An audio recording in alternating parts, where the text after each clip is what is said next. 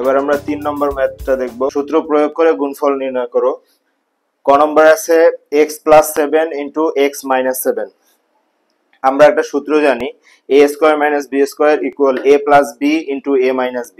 So আমরা x K a ধরবো এবং 7 কে b ধরবো, তাহলে a + b * a - b এটার সাথে তুলনা করব। অর্থাৎ তাহলে আমরা লিখতে পারি x + 7 * x - 7 = x² - 7² x K a এবং 7 কে b, তাহলে a² - b²। সো x কে স্কয়ার করলে x² - 7 কে স্কয়ার করলে 49। এটাই আমাদের आंसर। খ নম্বর আছে 5x + 13 * 5x - 13। এখানে 5x কে আমরা a এবং 13 কে b ধরবো, তাহলে a + b * a - b। তাহলে a + b * a - b এর সূত্র হলো a² - b²।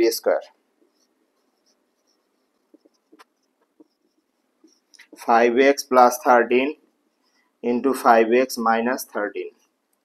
তো তাহলে আমরা লিখতে পারি 5x কে a এবং 13 কে b, তাহলে a² - b²। সুতরাং 5 কে স্কয়ার করলে আমাদের 25 x² - 13 কে স্কয়ার করলে হয় 169 169। সুতরাং অ্যান্সার হলো 25x² - 169। এটাই আমাদের অ্যান্সার।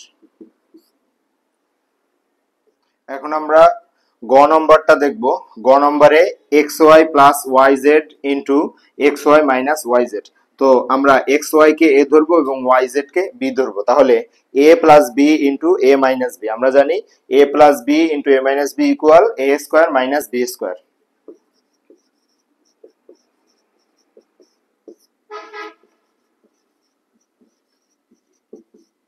তো আমরা এটাকে a এবং এটাকে b, তাহলে কি লিখতে পারি a² -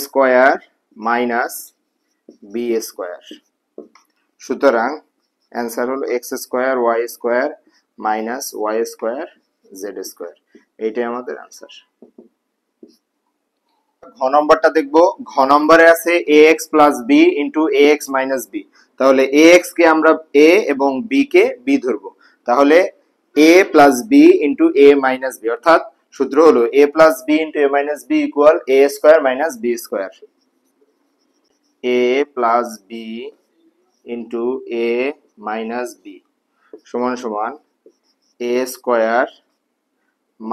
- b²। তাহলে a এর উপরেও স্কয়ার আছে এবং x এর উপরেও স্কয়ার আছে। হোল স্কয়ার যেহেতু a এর উপরেও স্কয়ার, x এর উপরেও স্কয়ার এবং এখানে b²। এটাই আমাদের आंसर। এখন আমরা ও নম্বরটা করব। ও নম্বরে a + 3 * a + 4। এখানে এই a এবং a সেম আছে, কিন্তু এখানে আছে 3, এখানে আছে 4। এইটা দুইটা আলাদা। সো আমরা একটা সূত্র জানি x + a * x + b = x² + a + b * x + ab। তো আমরা জানি সূত্রটা আগে লিখতে হবে